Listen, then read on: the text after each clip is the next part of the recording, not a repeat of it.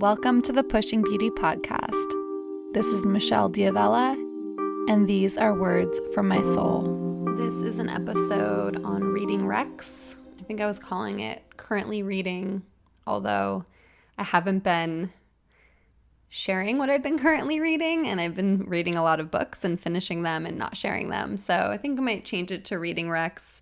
So these are my recommendations for writers and artists. So the books are specifically kind of geared towards writing, although I think they really do apply to anybody who's an artist. So the two books I recently read, one is Bird by Bird by Lamott, and the other is On Writing by Stephen King. So Bird by Bird is one of those books that sort of popped up for me, which is how I tend to actually choose books. I pay attention to books that will kind of present themselves to me in different ways, and you'll kind of hear me talk about how I've discovered certain books. But Bird by Bird, I have a graphic design background, which some of you might know. I did graphic design work for probably 8 to 10 years, ran my own business, and probably 5 years ago or so, one of my clients is a ghostwriter, or one of my clients was a ghostwriter, and I was designing like an ebook for her, and there was a quote from Bird by Bird in it, and that had kind of already seemed familiar to me. And then a breathwork friend that I met in breathwork training is a writer, and she had, I think, Bird by Bird sitting at her place one day when we were doing breathwork a couple of years ago. And it sort of was like in the back of my head. And I was in Joshua Tree for another round of breathwork training, like a level 4 out in Joshua Tree. And I was with a girlfriend of mine. As we were leaving, we were going to some vintage shops, and I saw Bird by Bird there, and I was like, okay, it's time to read this book. So I picked it up. So it's a book about writing, but she's funny. It's also about life and, her experiences and process with writing. So I just wanted to share with you a quote from the book. So she says, "Wordsworth was right. Maybe Rumi, maybe Stephen Mitchell, writing on job. The physical body is acknowledged as dust, the personal drama as delusion. It is as if the world we perceive through our senses, that whole gorgeous and terrible pageant, where the breath-thin surface of a bubble and everything else, inside and outside, is pure radiance. Both suffering and joy come then like a brief reflection, and death like a pin. But you can't get to any of these truths by sitting in a field smiling beatifically," I don't know if I said that word right, "avoiding your anger and damage and grief. Your anger and damage and grief are the way to the truth. We don't have much truth to express unless we have gone into those rooms and closets and woods and abysses that we were told not to go into. When we have gone in and looked around for a long while, just breathing and finally taking it in, then we will be able to speak in our own voice and to stay in the present moment. And that moment is home." So I love this quote. I mean, this to me sort of just relates so much to life and healing and, the work that I do and that I'm focused on. And this is why, I think art is so important in whatever way it wants to be expressed through you.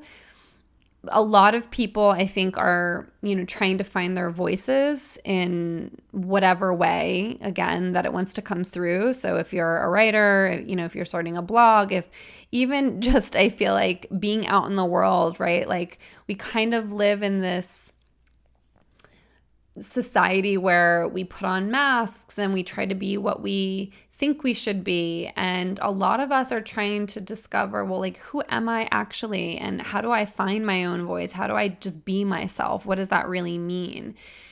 And to me, this is the ultimate path way in is to look at the stuff that you've been hiding from. Look at your anger, look at your grief, feel it, be with it. Open up the doors that you've closed, that you've locked away. Yeah, so that's Bird by Bird. And the next one is On Writing by Stephen King. And I went through this one pretty quickly. I was visiting my family on the East Coast in the beginning of July. And my brother has a son who is turning 1. So a lot of us were staying at his house. So I ended up having a room in the attic for one night. And I was putting my things away and looked over. And this book, On Writing by Stephen King, was just sitting on top of a stack of like old books in a box. And so I grabbed it and I asked him if I could borrow it. And he was like, yeah, it's a really good book. So the first half of the book is kind of like a memoir about Stephen King's background and how he became a writer, which is beautifully written, very difficult to put down.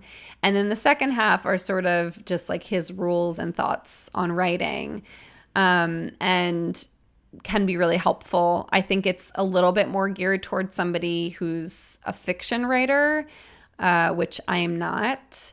But there is still a lot of really great information in there, and I would say the first half itself is highly recommended.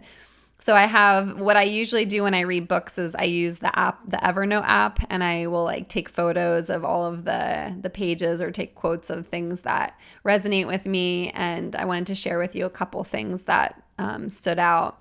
So I have 4 quotes, 3 are really short. So the first is, I'm convinced that fear is at the root of most bad writing. If you don't have time to read, you don't have the time or the tools to write. Simple as that. Reading is the creative center of a writer's life. So I'm an avid reader. I have been since I was very, very young. And I had read somewhere, maybe it was in his book, actually, I think it was, where he says that he's a slow reader, but he reads like, I'm like so bad with numbers. I can't remember exactly the number is. I feel like it's like 800 books a year. I feel like that's ridiculous. It's probably not that. You'll have to look in the show notes for the actual quote, because I know I quoted it on Facebook. But he reads a ridiculous amount of books. And yeah, so I had read somewhere else, this other guy's blog that I follow, who his name is Neil. I forget what his last name is. It starts with a P. I'll link to that as well. But he does this really great monthly book summary of all the books that he's read. And he had written an article published somewhere, New York Times or something, where he said that he had listened to Stephen King's advice. And Stephen King talks about how he reads all the time, like in between things, right? So it's like we always have minutes here and there. And so he ended up being behind Stephen King in line for a movie. And he said, what was Stephen King doing? He was reading a book while he was in line. What did Stephen King do? As soon as the lights went up for the movie, he opened his book and started reading his book as he was like walking out into the lobby. So, I've shared that with a couple people who've been like, oh, I hate that. I wanted to lay down in bed and just read a book for a couple of hours.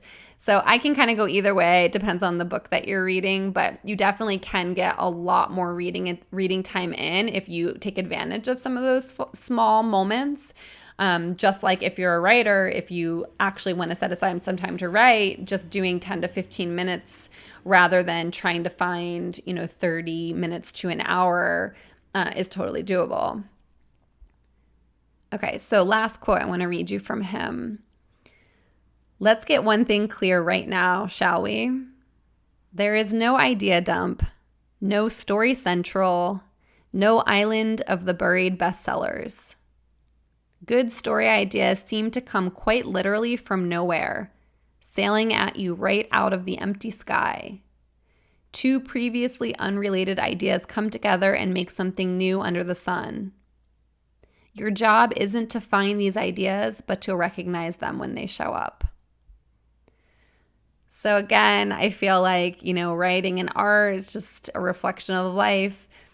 I don't feel like we can hunt down, what it is we're meant to be doing in life. A lot of people want to figure out what their purpose is. And if you've heard my story before, I talk about how that was my approach. I was like, I got to figure it out. I was like writing tons of documents about like, what is this feeling? Like, what is it I'm supposed to be doing with my life? And finally just surrendered to, I just writing, because writing felt good to me. And from there, I ended up discovering breathwork and had no intention of being a breathwork teacher. And things started to unfold. My path started to be revealed to me the more I opened. So this is also why I feel like breathwork is so powerful and healing work is so powerful for us uncovering our paths, because it helps us open up to the wisdom that's there, that's ready to come through us. So those are the 2 books I'm recommending for today, On Writing by Stephen King and Bird by Bird by Lamott. Thank you guys so much for being here. As usual, you can head over to the show notes to get links to everything I talked about today.